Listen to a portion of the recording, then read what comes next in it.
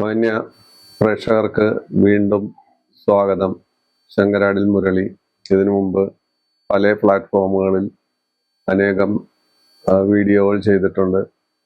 ഇത് ഒരു പുതിയ ചാനലാണ്. ഈ ചാനലിന് വേണ്ടി ആദ്യമായിട്ട് ചെയ്യുന്ന വീഡിയോ ആണിത്. അപ്പോൾ ഇപ്പം നമ്മൾ പറയാൻ പോകുന്നത് വ്യാഴമാറ്റത്തെക്കുറിച്ചുള്ള കോലാഹലം കുറേ അധികം ഇവിടെ നടന്നു. അതെല്ലാം അവസാനിച്ചിട്ട് ഇത് ചെയ്യാം എന്ന് കാത്തിരിക്കുകയായിരുന്നു ഞാൻ. വ്യാഴമാറ്റത്തെക്കുറിച്ച് പലരും പല രീതിയിൽ പല അത്ഭുതകരമായ ഫലങ്ങളെല്ലാമാണ് പറഞ്ഞു പരത്തിയിരിക്കുന്നത്. ചില നക്ഷത്രക്കാർക്ക് റോക്കറ്റ് വേഗത്തിൽ പുരോഗതി ഉണ്ടാകും, ചിലർക്ക് ശൂന്യാകാശത്തേക്ക് പോകാൻ പറ്റും, ചിലർക്ക് ആനമുട്ട മുതൽ കാടമുട്ട വരെ കിട്ടും എന്നെല്ലാം ഇവരിങ്ങനെ പ്രവചനങ്ങൾ പറഞ്ഞ് ആളുകളെ പറ്റിക്കുന്ന ഒരു അന്തരീക്ഷമാണ് നമ്മുടെ ഈ യൂട്യൂബ് ചാനലുകളിൽ കണ്ടുകൊണ്ടിരിക്കുന്നത്. സത്യസ്ഥിതി നേരെ മറിച്ചാണ്. വ്യാഴം ഒരു സ്വാത്വിക ഗ്രഹമാണ്. ദേവഗുരു സാക്ഷാൽ ബൃഹസ്പതിയാണ് വ്യാഴം. ആ സ്വാത്വിക സ്വഭാവം വ്യാഴത്തിന്റെ എല്ലാ കാര്യത്തിലും ഉണ്ടാകും. വ്യാഴത്തിനെ സംബന്ധിച്ച് ഇപ്പോൾ വ്യാഴത്തിന്റെ ഈ മാറ്റം ഇവർ പറയുന്ന തരത്തിലുള്ള ഫലങ്ങളല്ല ഉണ്ടാക്കുന്നത്. ഒരു സ്വാത്വികനിൽ നിന്ന് സ്വാത്വികമായ ഭാവവും അടിസ്ഥാനത്ത് ക്രൂരഗ്രഹങ്ങളിൽ നിന്ന് ക്രൂരമായ ഭാവങ്ങളുമായിരിക്കും സാധാരണ ഫലങ്ങളുമായിരിക്കും സാധാരണ നമുക്ക് കിട്ടുക.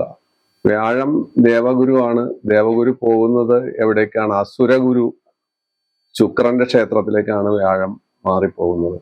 അപ്പോൾ ഒരു ശത്രുവിന്റെ വീട്ടിലേക്കാണ് വ്യാഴം ഇപ്പൊ ചൊവ്വയുടെ ക്ഷേത്രത്തിൽ നിന്ന് മേടത്തിൽ നിന്ന് ഇടവത്തിലേക്ക് മാറുന്നത്. ഈ മാറ്റത്തിന് അതിൻ്റെതായ പ്രത്യേകതയുണ്ട്. ഒരു മനുഷ്യനായാലും മറ്റാരായാലും ശത്രുവിന്റെ ക്ഷേത്രത്തിൽ പോയി നിൽക്കുമ്പോൾ ആ വ്യക്തിക്കോ ആ ഗ്രഹത്തിനോ ചെയ്യാൻ പറ്റുന്ന കാര്യങ്ങൾക്ക് പരിമിതികൾ ഏറെ ഉണ്ട്. അപ്പൊ നമ്മൾ വ്യാഴത്തിന്റെ കയ്യിൽ നിന്ന് ഇത്തവണത്തെ മാറ്റം, ഇടവത്തിലേക്ക് പോകുന്ന ഈ മാറ്റം, മെയ് 1-ാം തീയതി വരുന്ന മാറ്റത്തിന് കൂടുതലായി ഒന്നും പ്രതീക്ഷിച്ചിട്ട് കാര്യമില്ല. നമുക്ക് കിട്ടാവുന്ന ഫലങ്ങൾക്ക് ഒരു പ്രത്യേകത ഉണ്ടാവും. വ്യാഴം സ്വാത്വികനാണെന്ന് നേരത്തെ പറഞ്ഞു. സ്വാത്വിക ഭാവം ഒരിക്കലും ഉൾക്കൊള്ളുന്നതും ഒരിക്കലും നമ്മളെ ചവിട്ടിത്താത്തില്ല, ഒരിക്കലും നമ്മളെ ഒരുപാട് ഉയർത്തില്ല. റോക്കറ്റ് വേഗത്തിലോ അല്ലെങ്കിൽ വലിയ വലിയ ഉയരങ്ങളിലേക്കൊന്നും എത്തിക്കാൻ വ്യാഴം ഒരാളെയും സമ്മതിക്കില്ല. നമ്മളെ നിലനിർത്തും. അതാണ് ഇവിടെ സംഭവിക്കാൻ പോകുന്ന കാര്യം. അപ്പൊ ഈ കാര്യം ആദ്യം ഓർത്തിരിക്കണമെന്നാണ് ഞാൻ പറയുന്നത്.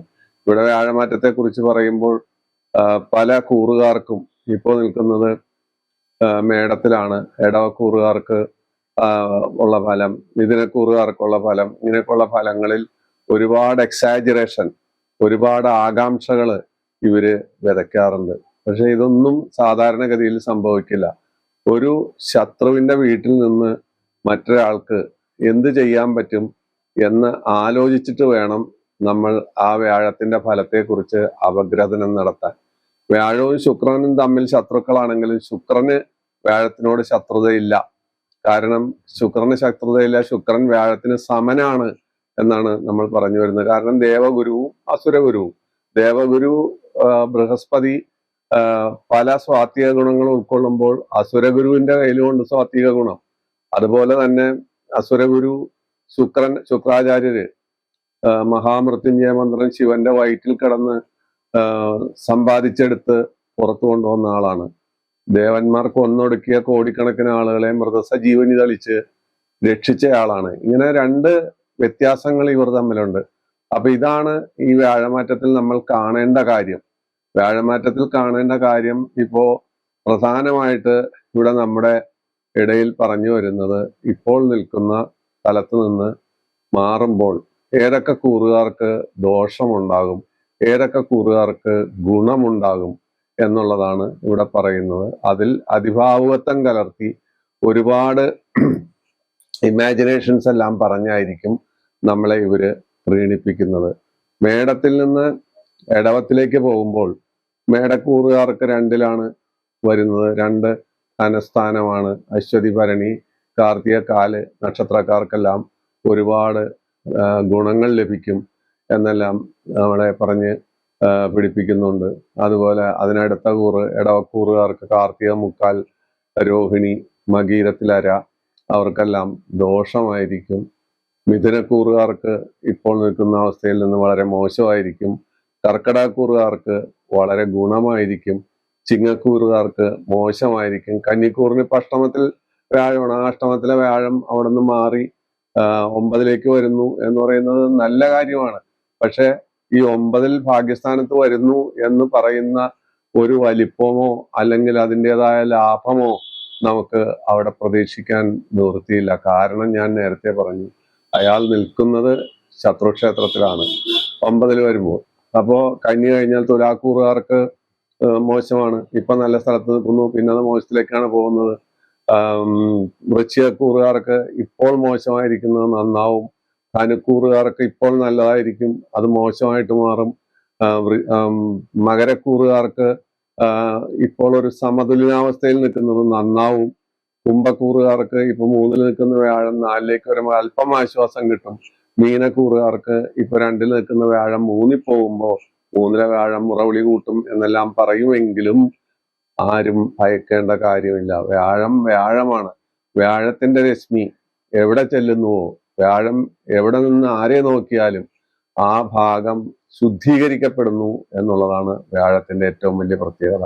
ഗ്രഹങ്ങളിൽ സൂര്യൻ കഴിഞ്ഞാൽ ഏറ്റവും വലിയ ഗ്രഹമാണ് വ്യാഴം. വ്യാഴത്തെ സംബന്ധിച്ചിടത്തോളം വ്യാഴത്തിന്റെ സ്വാത്വിക ഗുണം വളരെ പ്രത്യേകതയാണ്. ആരെ നോക്കിയാലും ഇപ്പോഴത്തെ പരിസ്ഥിതിയിൽ ഇപ്പോൾ ഇടവത്തിലേക്ക് മാറിക്കഴിഞ്ഞാൽ കേതുവിന് മാത്രമേ വ്യാഴം ദൃഷ്ടി ചെയ്യുന്നുള്ളൂ ഇപ്പോഴത്തെ സ്ഥിതിയിൽ. ഇനി അത് കഴിഞ്ഞിട്ട് വരുമ്പോൾ ചിലപ്പോൾ ദൃഷ്ടി ഉണ്ടാവാം. ആരെങ്കിലും ഗ്രഹമാറ്റം വരുമ്പോൾ ദൃഷ്ടി ഉണ്ടാകാം. കേതുവിന് വ്യാഴം ദൃഷ്ടി ചെയ്യുന്നു എന്ന് പറയുന്നത് വലിയൊരു കാര്യം തന്നെയാണ്. കേതുവിന്റെ ആ ശക്തി, കേതുവിന്റെ ആ ചൂട് കുറയ്ക്കാൻ വ്യാഴത്തിന്റെ രശ്മികൾക്ക് സാധിക്കും. അതുപോലെ ലോകത്തിനെ സംബന്ധിച്ച് പറയുകയാണെങ്കിൽ ഈ വ്യാഴമാറ്റം ആഗോള പ്രതിഭാസം എന്നുള്ള രീതിയിൽ നമ്മൾ സംസാരിക്കുമ്പോൾ അത്ര തന്നെ ഗുണകരമായ കാര്യമായിട്ട് നമുക്ക് അനുഭവിക്കാൻ സാധ്യതയില്ലെന്നാണ് തോന്നുന്നത്. കാരണം ഞാൻ നേരത്തെ പറഞ്ഞ കാര്യമാണ്, ശത്രുമിത്ര ക്ഷേത്രം എന്നുള്ള വ്യത്യാസം. ആ വ്യത്യാസം നമ്മൾ മനസ്സിലാക്കി വേണം ഫലങ്ങളെ നമ്മൾ വിലയിരുത്താൻ.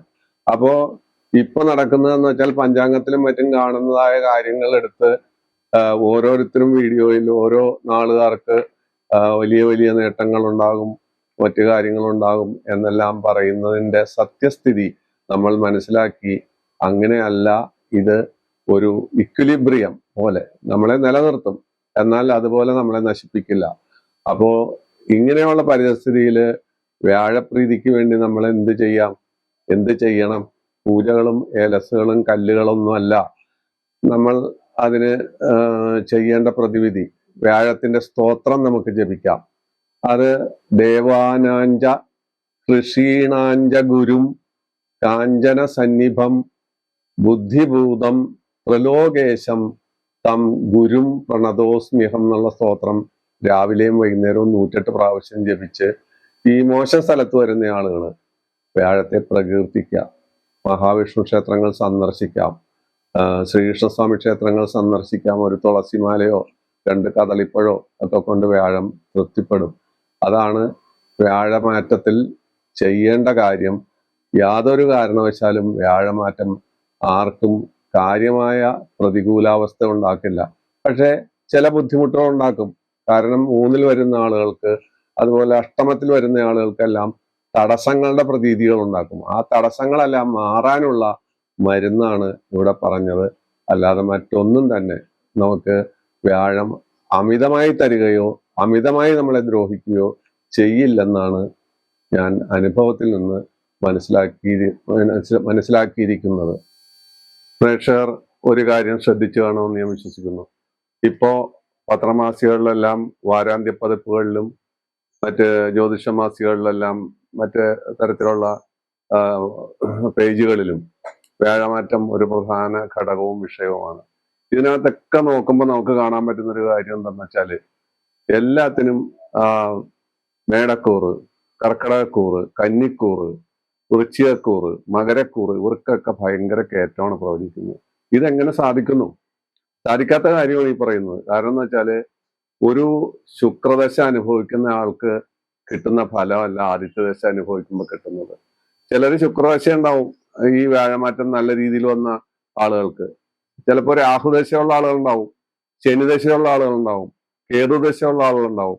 ഇതിനൊക്കെ വ്യത്യസ്ത ഫലമായിരിക്കും കിട്ടുന്നത്. പക്ഷെ ഫലം പറയുമ്പോൾ അരുമ്പ് കൂടുതലിട്ട് വെടിവെച്ച രീതിയിൽ വെറുതെ ഫലം പറയും. അത് ചെയ്യും, ഇത് ചെയ്യും, കാറ് കിട്ടും, ലോട്ടറി കിട്ടും, അല്ലെങ്കിൽ മറ്റെന്തെങ്കിലും ലഭിക്കും, ഒരുപാട് ഭൂമി ലാഭം ഉണ്ടാവും എന്ന് വേണ്ട എന്തെല്ലാമാണ് പറയാൻ പറ്റുന്നത് അതെല്ലാം ഫലമായിട്ട് പറയുന്ന ഒരു പ്രവണതയുണ്ട്. തികച്ചും ബോഗസായ ഒരു കാര്യമാണത്. കാരണം ഒരു ദശ നല്ലതാണെങ്കിൽ ആ വ്യാഴമാറ്റം അനുകൂലമായി വരുമ്പോൾ വളരെ അനുകൂലമായ അവസ്ഥ ഉണ്ടാവും.